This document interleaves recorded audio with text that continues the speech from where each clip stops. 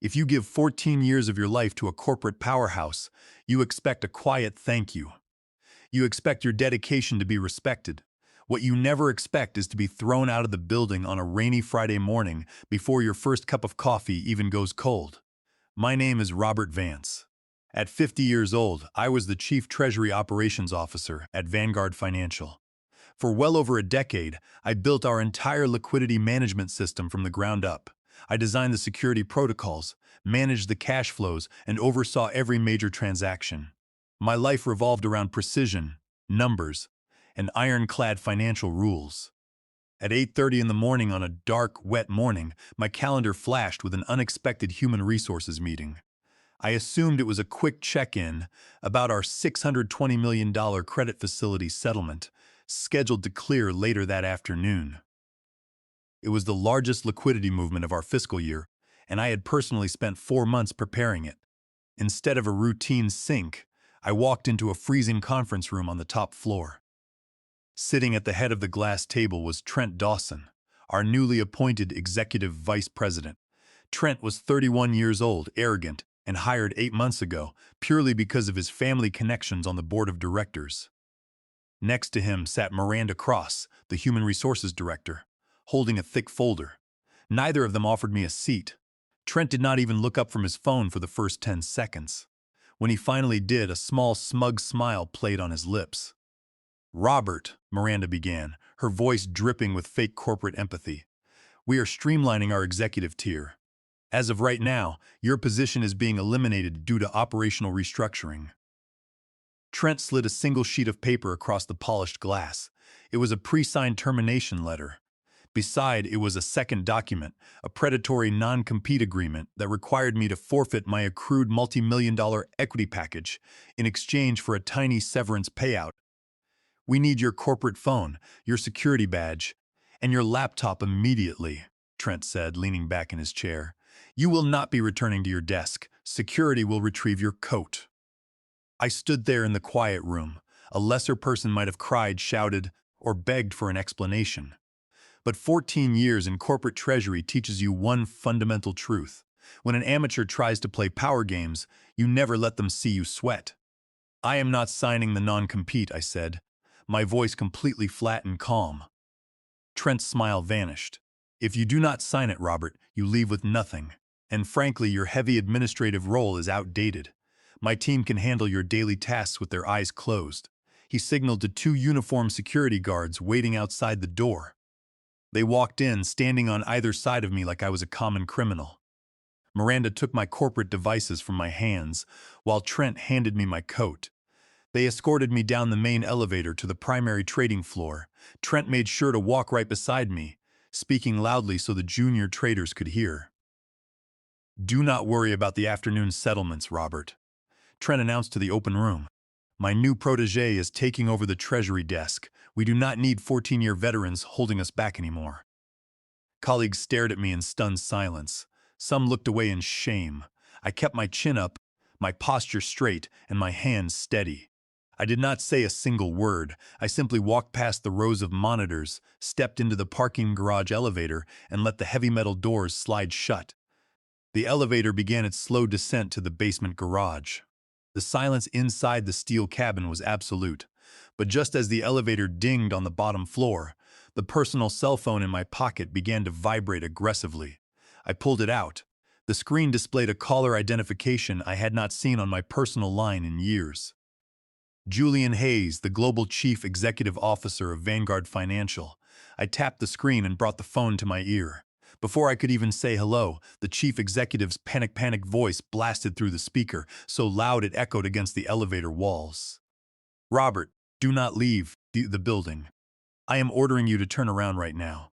I stepped out of the elevator into the dim, cold parking garage, holding the phone against my ear while the rain drummed heavily against the concrete structure above. I walked over to my car, unlocked the door, and sat down inside the quiet cabin before responding to the caller. "Good morning, Julian," I said, keeping my voice completely steady. "Robert, where are you?" Julian Hayes demanded, his tone frantic and completely uncharacteristic for a chief executive who usually spoke in quiet, calculated sentences. "Are you still on the property?" I am sitting in my car in the basement garage, I replied. Trent Dawson and Miranda Cross just terminated my employment and had security walk me off the floor. A heavy, breathless pause hung on the line, followed by what sounded like a stack of papers slamming onto a wooden desk. To understand why the chief executive officer of a multi-billion-dollar financial firm was breathing like a runner at the end of a marathon, you have to understand what Trent Dawson had been trying to do for the last 8 months. When Trent joined Vanguard Financial as executive vice president, he wanted to make a fast name for himself. He brought forward a risky proposal to shift $280 million of our institutional cash reserves into an unvetted offshore yield fund based in the Cayman Islands. It would have generated a massive short-term bonus for Trent, but it violated 3 major federal compliance regulations. As Chief Treasury Operations Officer, it was my legal duty to protect the firm. I used my executive authority to block his transfer requests every single month. Trent hated me for it. He saw my compliance standards as a personal insult to his authority. He and Miranda Cross manufactured my surprise firing so he could finally bypass my authority, move the funds, and claim his unearned glory. What Trent's arrogance completely blinded him to is how Vanguard's financial clearing engine actually worked. 14 years ago, Vanguard was a mid-sized firm with an outdated ledger system. They acquired my private financial technology startup specifically to implement the custom liquidity clearing framework I built. In my original acquisition contract, a unique security protocol was hard-coded into the software structure. All outgoing institutional transactions exceeding $1,400,000 required dual-key authentication tied directly to my active employee security profile. It was not a secret. It was written directly into our core infrastructure architecture. But Trent had never bothered to read the system technical manuals, and Miranda only cared about filling out human resources paperwork. The exact second Miranda Cross marked my employee profile as terminated in the corporate database, the security protocol triggered an immediate automated shutdown. The master encryption keys locked up. The clearing server went completely dark. "Robert, listen to me very carefully," Julian pleaded, his voice cracking slightly. "We have a massive problem. The foreign clearing bank just rejected our settlement feed. The automated system has frozen all outgoing wire transfers. Our $620 million credit facility settlement is maturing at 3 o'clock this afternoon. If that money does not land in the syndicate account in less than 6 hours, Vanguard will be in technical default. We will face immediate regulatory freezing." I leaned back against my leather headrest, looking at the rain streaming down my windshield. The very people who called me redundant 20 minutes ago were now standing on the edge of a cliff. "Julian," I said softly, "Trent told me his team could handle my duties with their eyes closed." "Trent is an absolute idiot who acted without board approval," Julian shouted. "I need you to take the elevator back up to the server room right now. Log in and clear this technical glitch." "It is not a glitch, Julian," I replied coolly. "It is a security feature. And as a terminated employee, touching corporate servers would be a federal crime. I am driving home." I started my engine, pulled out of the dark parking garage, and drove directly across the street. I parked in front of a quiet coffee shop with broad glass windows that offered a clear view of Vanguard Financial's 80-story glass tower. I kept Julian Hayes on speakerphone the entire time. I could hear frantically running footsteps and shouting voices in the background of his office. "Robert, please," Julian said, his voice dropping an octave as he tried to sound persuasive. "Whatever personal issue you have with Trent, we can fix it later. Right now, the entire firm is about to collapse. Just tell me what password or authorization code our network engineers need to clear the freeze." I ordered a plain black coffee, sat down at a small wooden table near the window, and opened my personal laptop. "Julian, you are fundamentally misunderstanding what is happening," I said calmly. "Trent Dawson lied to you and the executive committee. He told you I was just an overpaid manager whose job could easily be handed to a junior staff member. He never told you the truth about how our core infrastructure works." "What truth?" Julian snapped, his patience wearing thin. 14 years ago, when Vanguard acquired my original software company, you did not buy my intellectual property outright. I explained in simple, clear terms. You bought an operational license. And under paragraph 12 of my original acquisition contract, that master software license is legally tied to my active employment status. The moment Miranda Cross processed my termination paperwork, the global system automatically revoked Vanguard's legal license to execute any financial transfer over $1,400,000. The line went dead quiet. I could hear Julian's heavy breathing over the phone. Are you telling me you personally own the legal software rights to our clearing network? Julian whispered in absolute horror. I own the patents, the source code, and the underlying encryption infrastructure, I replied. Without me, as an active officer of the firm, Vanguard does not legally or technically possess the right to process a single penny of that $620 million settlement. Julian sounded like he was about to faint. Robert, why did Trent not know this? Because Trent does not read contracts, Julian. He only reads his own bonus projections, I said. And there is a much bigger reason why Trent rushed my firing this morning. He did not just want to get rid of my compliance veto. He needed me out of the building before the external audit at 4 o'clock this afternoon. I pulled up a secure data spreadsheet on my screen. Over the last 90 days, Trent has created a $16 million unallocated balance gap in our internal clearing ledgers. He was trying to push through an unauthorized ledger adjustment to hide his mistake before the external auditors arrived today. I caught the discrepancy yesterday afternoon. Firing me was his desperate attempt to cover up his own financial negligence. Julian let out a low groan of sheer realization. The chief executive finally understood that he had allowed an arrogant amateur to push out the only person keeping the company out of prison. What do you want, Robert? Julian asked, his voice shaking. I can double your salary right now. Just grant us a temporary software override so we can clear this credit facility. I am not negotiating over the phone, Julian, I said, watching the rain hit the coffee shop window. If you want that system unlocked before 3 o'clock, you will assemble the entire executive board in the main boardroom, and Trent Dawson and Miranda Cross will be sitting in that room waiting for me. I ended the phone call with Julian, took a slow sip of my coffee, and plugged an encrypted external hard drive into my laptop. For 14 years, I had operated under a simple golden rule in corporate finance. Always document everything. While Trent Dawson spent his days playing executive golf and posturing in staff meetings, I spent my late nights building an airtight paper trail. Every unauthorized ledger request, every improper compliance bypass attempt, and every aggressive email Trent had sent over the past 8 months was cataloged, time-stamped, and backed up across 3 secure locations. As I scrolled through my files, I uncovered something even more damning than Trent's financial negligence. I pulled up the legal registry documents for a third-party executive recruiting firm that Vanguard had paid over $1,100,000 to over the past year.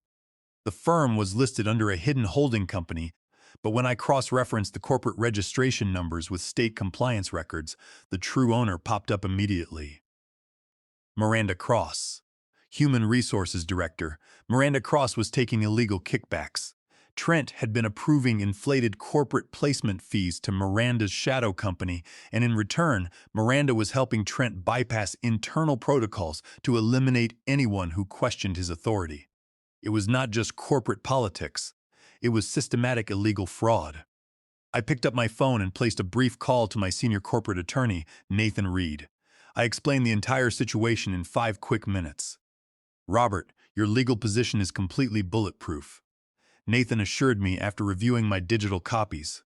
You own the software rights, your acquisition contract is binding, and their attempt to force you into a predatory non-compete while facing a system default constitutes clear corporate bad faith.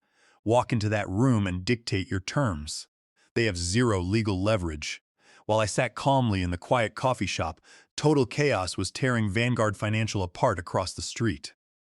Through my laptop's remote system diagnostic feed, I watched as Trent Dawson and Miranda Cross frantically tried to force junior information technology technicians to break into my master server architecture. They were attempting a crude brute force bypass to override my encryption keys.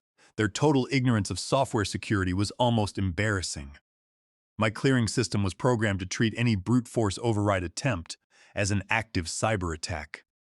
The moment Trent's forced command ran, the network automatically executed a secondary lockdown protocol.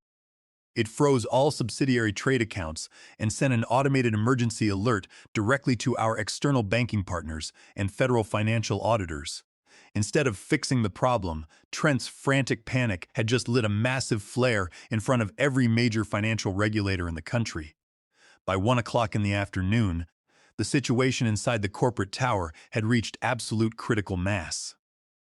The $620 million credit settlement was less than 2 hours away from total default. International banking partners were blowing up the chief executive's phone line, demanding to know why Vanguard's clearing server was flagging emergency security alerts. Trent's overconfidence had built a trap, and his arrogant desperation was pushing him right into the middle of it. I closed my laptop, placed my encrypted drive back into my leather portfolio, and put on my coat. I had the ironclad contracts. I had the sole legal ownership of the core technology, and I had hard proof of criminal kickbacks and financial fraud sitting right inside my bag. I did not need to shout. I did not need to make empty threats. I walked out of the coffee shop and stepped into the rain, heading straight back across the street toward the executive tower. I was not walking back into that building as a discarded employee begging for his job. I was walking back in as the only person who held the key to Vanguard Financial's survival. At 1:15 in the afternoon, I pushed open the heavy glass doors of Vanguard Financial and walked into a scene of absolute corporate breakdown. The quiet, disciplined atmosphere I had maintained for 14 years was completely gone. Red warning banners flashed across every trading terminal on the main floor. Junior analysts were screaming into phones, senior partners were pacing frantically, and bank representatives were demanding answers about the frozen liquidity channels. I ignored the noise, walked past the bewildered reception desk, and took the private elevator directly to the top floor. When I pushed open the double doors of the executive boardroom, the energy inside the room was suffocating. Gathered around the 30-foot mahogany table was the entire executive board: Chief Executive Officer Julian Hayes, Human Resources Director Miranda Cross, and Executive Vice President Trent Dawson. On the wall-mounted primary screen, massive red alerts blinked incessantly, warning that our $620 million credit settlement was failing.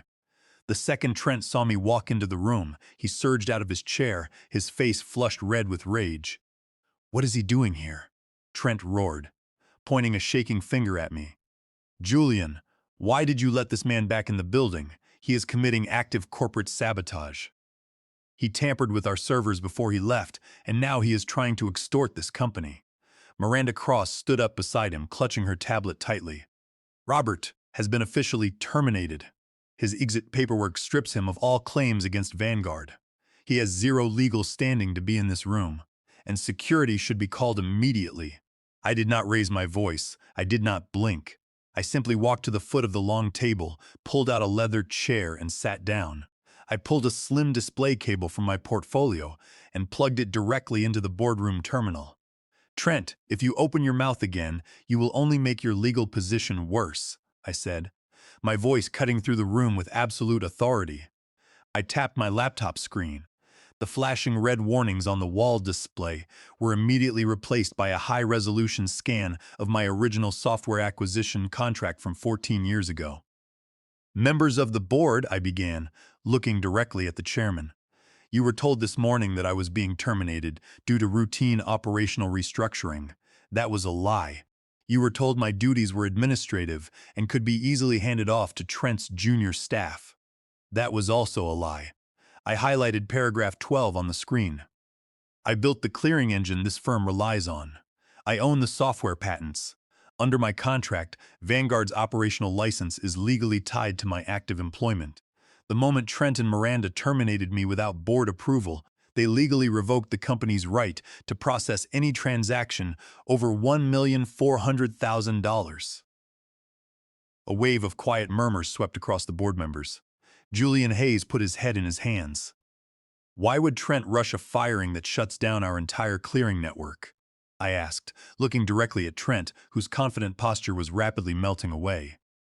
Because yesterday afternoon, I caught a $16 million unallocated balance gap in our internal clearing ledgers. Trent created that deficit through unauthorized offshore transactions. He knew the external auditors were arriving at 4 o'clock today. He fired me this morning so he could force an illegal ledger adjustment before anyone noticed. I clicked a button, and Trent's private email logs flashed across the screen, showing step-by-step records of his attempts to bypass internal treasury controls.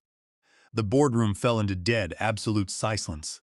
Trent tried to speak, but his voice cracked, sputtering out meaningless excuses as every board member stared at him with complete icy horror.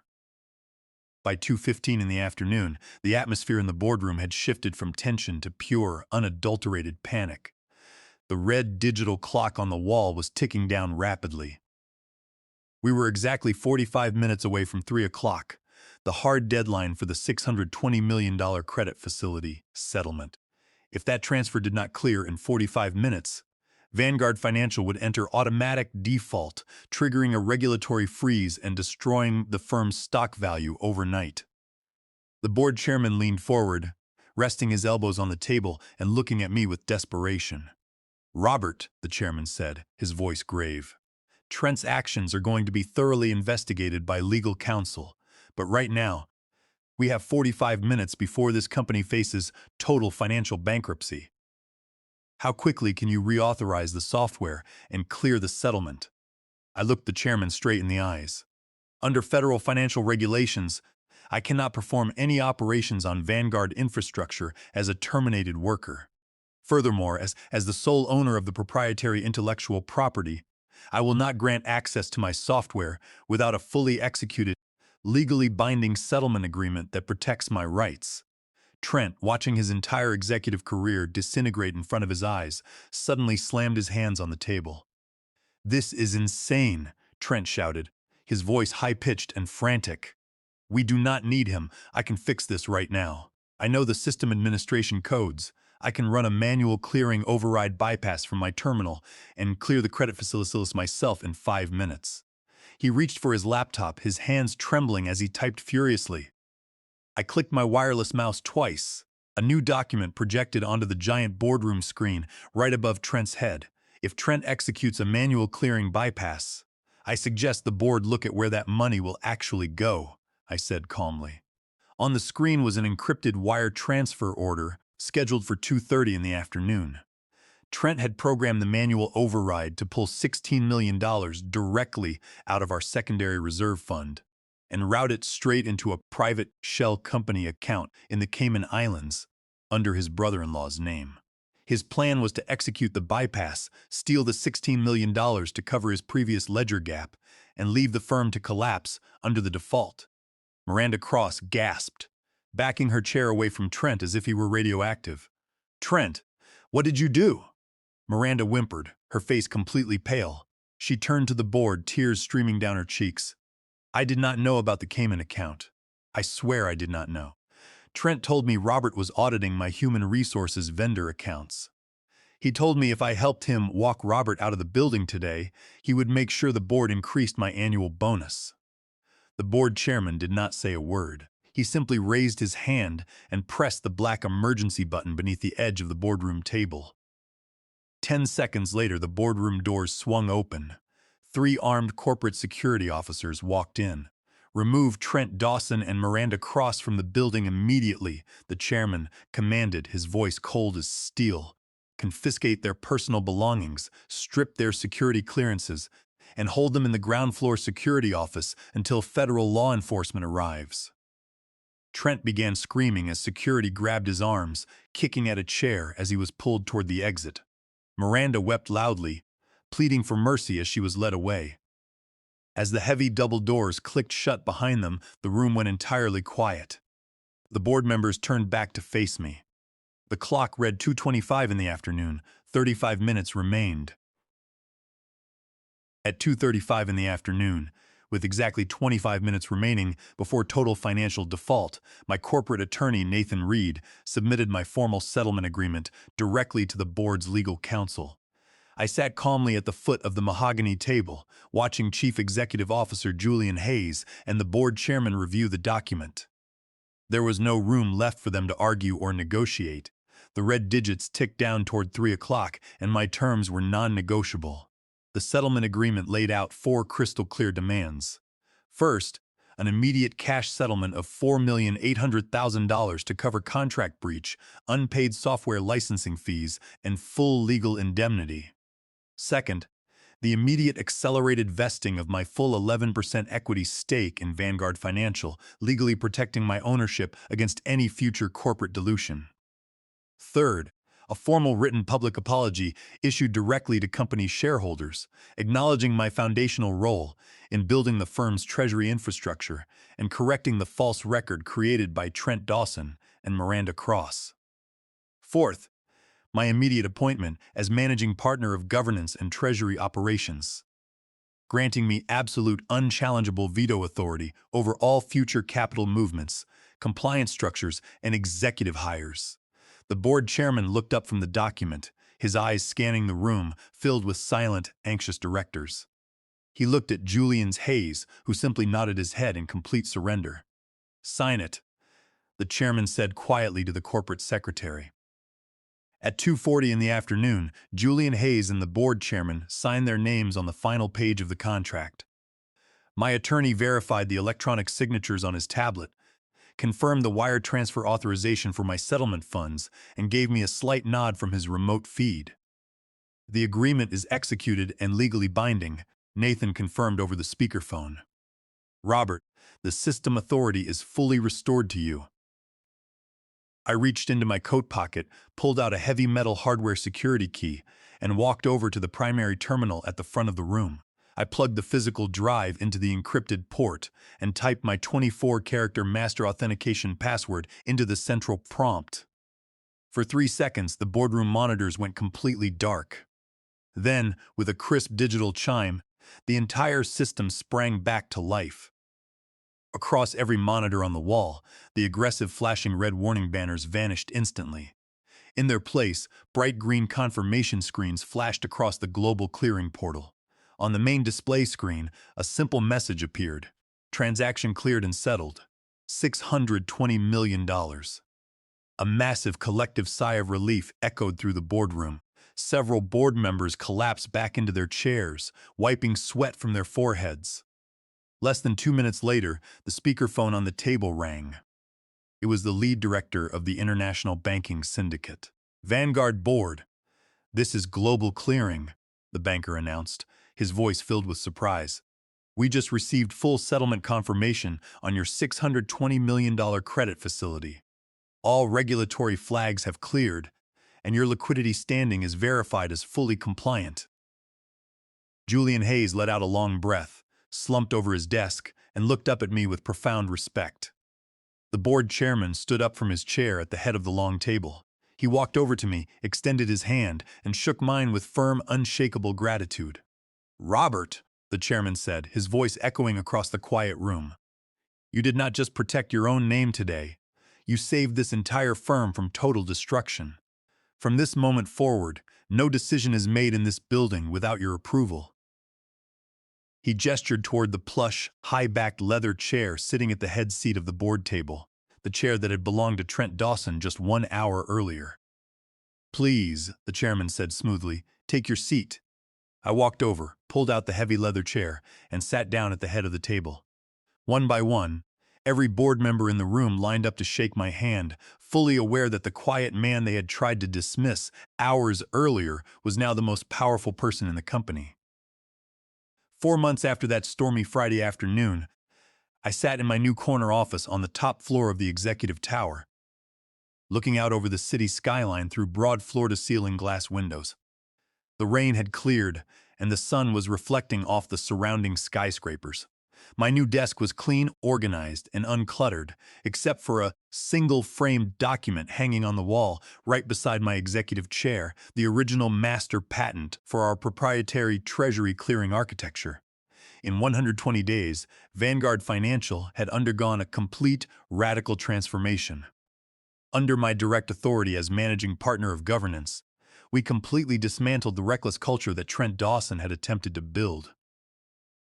I restructured our internal compliance protocols, hired experienced financial professionals to replace political opportunists, and locked every institutional asset behind unbreachable security standards. Because our liquidity framework was now recognized as the gold standard in corporate treasury management, shareholder confidence skyrocketed. Vanguard stock price surged to an all-time high, increasing the value of my 11% equity stake into a fortune worth tens of millions of dollars. As for Trent Dawson, his arrogant posturing ended the moment he left our building in handcuffs. Federal law enforcement launched a comprehensive investigation into his financial dealings, uncovering a vast network of illegal offshore shell accounts and falsified ledger entries. Trent was formally indicted on multiple federal felony counts, including wire fraud, attempted embezzlement, and corporate extortion. His personal assets were frozen by court order, and he is currently awaiting trial, facing up to 25 years in federal prison. Human Resources Director Miranda Cross fared no better. The board immediately revoked her professional credentials and launched a civil lawsuit against her to recover every penny of the illegal kickbacks she had collected. Facing complete bankruptcy and public disgrace, she was forced into a painful out-of-court settlement that stripped her of her personal savings and destroyed her executive career permanently. Former colleagues often stopped by my office to ask how I managed to remain so completely calm during the terrifying hour when Trent had security walk me out of the building. They asked if I was afraid or if I ever doubted that justice would prevail. I always look over at the framed patent on my wall and offer them a small, quiet smile. In the corporate world, true power does not come from strutting through hallways, raising your voice, or demanding respect because of an executive title. Arrogance is noisy, but competence is quiet. Real strength comes from relentless preparation, ironclad documentation, and making sure that you personally own the very foundation your firm stands upon. Trent Dawson thought he was playing a game of corporate politics, but he failed to realize one fundamental rule. You can never take the throne from the person who built the kingdom. My name is Robert Vance, and when you do things the right way with patience, strategy, and unshakable skill, you do not ever have to fight for your place at the table, because the table belongs to you.